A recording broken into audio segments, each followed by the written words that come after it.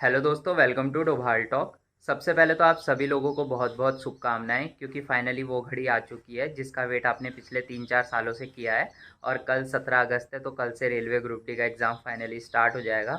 तो आज की वीडियो उन सभी स्टूडेंट्स के लिए इम्पॉर्टेंट है जिनका एग्ज़ाम फर्स्ट फेज़ में है या सेकेंड फेज़ में है, या फिर आने वाले किसी भी फेज़ में जो रेलवे ग्रुप डी का एग्ज़ाम देने जाने वाले हैं। आज मैं आप लोगों को बताऊंगा कि किस तरीके से आपको रेलवे ग्रुप डी का एग्ज़ाम अटेम्प्ट करना चाहिए कि आप मैक्सिमम मार्क्स गेन कर पाओ। इन केस आपका सिलेबस ज़्यादा कंप्लीट नहीं है, ज़्यादा नॉलेज आपको नहीं भी है, तभी भी अगर 100 क्वेश्चन आए हैं तो उनमें मैक्सिमम से मैक्सिमम मार्क्स कैसे लाए जाएं, ये आज हम बात करेंगे। तो वीडियो आपके लिए काफ़ी इंपॉर्टेंट होगी, इसलिए वीडियो को आपने पूरा देखना है। और वीडियो पसंद आए तो वीडियो को लाइक करना है और चैनल को सब्सक्राइब करना है। जिनका रेलवे ग्रुप डी का एग्ज़ाम कल है उनकी बात तो मैं नहीं कर रहा हूँ, लेकिन जिनका एग्ज़ाम 20 तारीख है उसके बाद है, वो करंट अफेयर के लिए ये वाली बुक कंसिडर कर सकते हैं। इसमें आप लोगों को 800 MCQ मिल जाएंगे करंट अफेयर के, 18 महीने का पूरा कवरेज मिल जाएगा। अब ज़्यादा टाइम आपके पास एग्ज़ाम के लिए नहीं है, तो यहाँ पर ज़रूरत है कि आप करंट अफेयर की लंबी लंबी वीडियो ना देखकर आप ऐसी बुक पे जाओ जहाँ पर आप लोगों को कम से कम क्वेश्चन और एक्यूरेट क्वेश्चन मिल जाएं। ये बुक इंग्लिश और हिंदी दोनों में आती है, किरण इंस्टीट्यूट ऑफ करियर एक्सीलेंस की तरफ से आती है। इसका बाय लिंक मैं डिस्क्रिप्शन में दे रहा हूँ। जिन भी स्टूडेंट्स का सेकंड फेज़ में एग्ज़ाम है वो बाय लिंक से बाय कर लो, लेकिन जिनका फर्स्ट फेज़ में ही है 20 तारीख या उसके बाद, वो इस बुक को मार्केट से परचेज कर सकते हैं। इतनी पतली बुक है कि 2 दिन में आप ख़त्म कर दोगे और करंट अफेयर में अच्छे से अच्छा स्कोर कर लोगे। सबसे पहले तो मैं आप लोगों को एक ज़रूरी बात बता देता हूँ कि जब आप एग्ज़ाम देने जाओगे तो आधार कार्ड लेकर जाना। बहुत सारे ऐसे स्टूडेंट्स हैं जो आधार कार्ड लेकर ही नहीं जाते हैं और बाद में बोलते हैं हमें एग्ज़ाम ही देने नहीं दिया गया। तो आधार कार्ड ले जा लेना, और आधार कार्ड के साथ साथ एक और आईडी प्रूफ रख लो तो अच्छा है। चाहे आप ड्राइविंग लाइसेंस रख लो, चाहे पहचान पत्र रख लो, कुछ भी रख लो। और ऐसे स्टूडेंट जिनके आधार कार्ड में डेट ऑफ बर्थ नहीं लिखी हुई है, वो एक और आईडी प्रूफ ज़रूर रख लेना, क्योंकि 2018 में बहुत सारे स्टूडेंट्स को एग्ज़ाम देने नहीं दिया गया था क्योंकि उनके आधार कार्ड में डेट ऑफ बर्थ नहीं थी। तो ये चीज़ें आप ध्यान रख लेना। बाकी इन सब चीज़ों से रिलेटेड वीडियोस आपको यूट्यूब पे मिल जाएगी, वो देख लेना। बाकी पॉसिबल हो पाया तो शाम तक मैं भी एक वीडियो दे दूंगा। अब बात करते हैं कि आपने एग्ज़ाम कैसे अटैम्प्ट करना है कि आपके मैक्सिमम से मैक्सिमम मार्क्स आएँ। देखो, सबसे पहले तो आप टेंशन फ्री हो जाओ। जिन भी स्टूडेंट्स का कल एग्ज़ाम है वो आज पढ़ाई ना ही करो तो अच्छा है, क्योंकि अगर पढ़ाई करोगे, कन्फ्यूज़ होगे, दिमाग ख़राब होगा। बिल्कुल फ्री माइंड से एंजॉय करो। टीवी देखना है टीवी देखो, मूवीज़ देखनी है मूवीज़ देखो, जो मर्जी करो। कल आराम से सेंटर पहुंच जाना। आई होप आप लोग उस सिटी में तो पहुंच ही गए होंगे जहां पे आपका एग्ज़ाम है। तो कल जहाँ पे सेंटर होगा वहाँ पे आप चले जाना। और सेंटर के बाहर आप जाओगे ना तो बहुत सारे स्टूडेंट्स आपको ऐसे देखेंगे जो कॉपी खोलकर पढ़ रहे होंगे। अब उन्हें देख के घबरा मत जाना। बहुत सारे स्टूडेंट्स घबरा जाते हैं।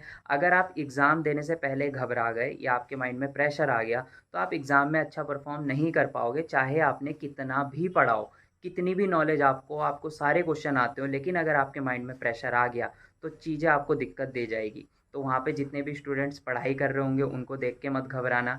इनके सेंटर में बहुत सारे स्टूडेंट्स पहुँच गए हों तो इसलिए मत घबरा जाना कि यार बहुत ज़्यादा भीड़ हो गई या कंपटीशन हाई होगा, मेरा सिलेक्शन होगा या नहीं होगा। ये चीज़ों पे ध्यान मत देना। सीधा सेंटर पे जाना, अपना इंजॉय वगैरह करना, घूम फिर लेना। जैसे एग्ज़ाम टाइमिंग होगी वैसे ही अंदर चले जाना।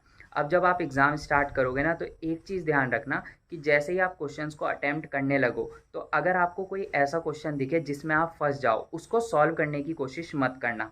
आपने पूरा पेपर जो है 3 अटेम्प्ट में निपटाना है। पहले अटेम्प्ट में आप क्या करोगे, पूरा का पूरा पेपर देखोगे। आप अटेम्प्ट करते गए, क्वेश्चन करते गए, जितने आए जितने नहीं आए उनको छोड़ते गए और पूरा 100 नंबर तक आप चले गए। इसके बाद आप फिर से फर्स्ट नंबर पे आए, जो जो आपने कर लिए थे उनको छोड़ दिया। उसके बाद जो जो आपने नहीं करे थे उसमें देखना है कि क्या ये इजी है, क्या ये हार्ड है, क्या ये 1 मिनट से कम टाइम में बन जाएगा सवाल। अगर वो 1 मिनट से कम टाइम में बन जाएगा तो सेकंड राउंड में उसको भी कर लिया। इस तरीके से एक बार पूरा पेपर फिर देखा और फिर जब थर्ड बार आए तो जितने भी हार्ड क्वेश्चन थे जो कि 2 या 3 मिनट ले रहे हैं आपके, उनको भी बनाने की कोशिश की।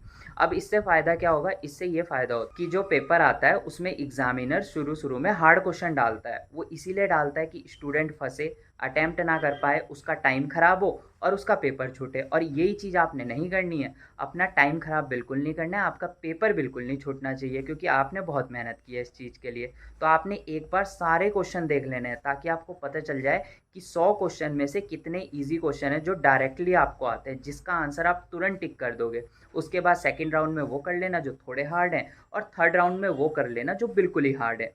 अब बात आती है कि नेगेटिव कम से कम अटेम्प्ट करने हैं। अगर आप नेगेटिव अटेम्प्ट ज़्यादा कर लोगे तो यार वहाँ पे भी आपके मार्क्स कटेंगे। लेकिन अपना अटेम्प्ट ना कम से कम 60 से 70 के बीच तो रखना ही रखना। 70 से कम या फिर 60 से कम तो बिल्कुल अटेम्प्ट मत करना, क्योंकि मैंने आप लोगों को बताया था सेफ स्कोर के बारे में। अगर आप जनरल कैटेगरी के हो या किसी भी कैटेगरी के हो तो 65 प्लस आपको रॉ मार्क्स लेकर आने, तब जाके आपका सिलेक्शन होगा। और अगर 65 प्लस रॉ मार्क्स लाने तो अटेम्प्ट तो आपको 70 से भी ऊपर का रखना पड़ेगा, क्योंकि फिर कुछ क्वेश्चंस तो आपके गलत होंगे तो वहाँ पे भी आपके नंबर कटेंगे। तो कोशिश करना कि आप पहले वो अटेम्प्ट करो जो बिल्कुल आपको आता है, जिसमें आप बिल्कुल श्योर हो। मान लो 50 क्वेश्चन थे, आपको लगा यार 50 क्वेश्चन मुझे बिल्कुल आते हैं, तो ये 50 क्वेश्चन आपने बिल्कुल कर लिए। अब आपने 25 क्वेश्चन और करने हैं ताकि आपका अटेम्प्ट 75 तक का हो जाए। तो जो 25 क्वेश्चन है वो ऐसे ऐसे ढूंढना जो आपसे बन सकते हैं, जो आपको लगे नहीं यार इस तरीके का क्वेश्चन मैंने पहले किया है, इसका आंसर ये हो सकता है। 50-50 आपको लगे कि हाँ ये हो भी सकता है, ये नहीं भी हो सकता, तो इस तरीके से 25 क्वेश्चन और कर लोगे तो उसमें से भी 10 एक क्वेश्चन आपके सही हो जाएंगे। लेकिन जो क्वेश्चन आपको लगे नहीं जी बिल्कुल ही नहीं आता, तो यार उस पर ज़्यादा ध्यान ना ही दो तो अच्छा है, क्योंकि अगर नेगेटिव अटैम्प्ट करोगे तो नंबर कटेंगे। इस तरीके से आपने पेपर अटैम्प्ट करना है, और अटैम्प्ट आपने 70 से ऊपर का रखो तो ज़्यादा अच्छा है, क्योंकि फिर कट पिट के आपके मार्क्स आ जाएंगे 65 प्लस रॉ मार्क्स, और उसके बाद इतने में आपका आराम से सिलेक्शन हो जाएगा। अब देखो ऐसा नहीं है कि 65 प्लस से कम मार्क्स आएंगे तो सिलेक्शन नहीं होगा, ये जोन वाइज भी डिफर करेगा। किसी जोन में 50 में भी सिलेक्शन होगा, किसी में 55 में भी होगा, और ये कैटेगरी वाइज भी डिफर करेगा। एससी कैटेगरी के हो तो कम मार्क्स में सिलेक्शन होगा, जनरल के हो तो ज़्यादा मार्क्स में सिलेक्शन होगा। लेकिन आपने अपनी तरफ से पूरी तसल्ली रखनी है। कहीं ऐसा ना हो आप एग्ज़ाम दे के आओ उसके बाद परेशान हो जाओ, यार मैं तो 60 करके आया, 60 में सिलेक्शन होगा क्या।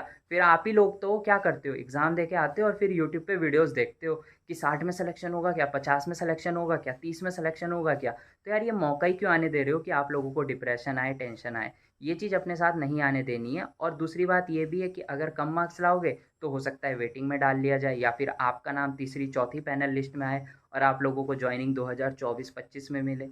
तो अगर आप लोग चाहते हो सारी चीज़ें अच्छी रहे, जॉइनिंग भी जल्द मिल जाए और सब चीज़ बढ़िया हो जाए, तो 65 प्लस से ज़्यादा मार्क्स लेकर आना, और अटेम्प्ट अपना 70 से ऊपर ही रखना। और ये सारी चीज़ें ध्यान रखना, और बिल्कुल भी ना प्रेशर में मत आना। कोई भी ऐसा क्वेश्चन दिखे जो बिल्कुल नहीं आता उसको देख के घबरा मत जाना, छोड़ के आगे चले जाना, उसको लास्ट में देख लेना, क्योंकि अगर आप उसमें फंसे तो आपका पेपर छूटेगा, और पेपर छूटेगा तो नौकरी हाथ से गई। तो ये चीज़ें आपने ध्यान रखनी है, अच्छे से अटेम्प्ट करना है। बाकी चैनल को सब्सक्राइब करना है तो आप सब्सक्राइब कर सकते हो। मिलते हैं अपनी नेक्स्ट वीडियो में, तब तक के लिए बाय।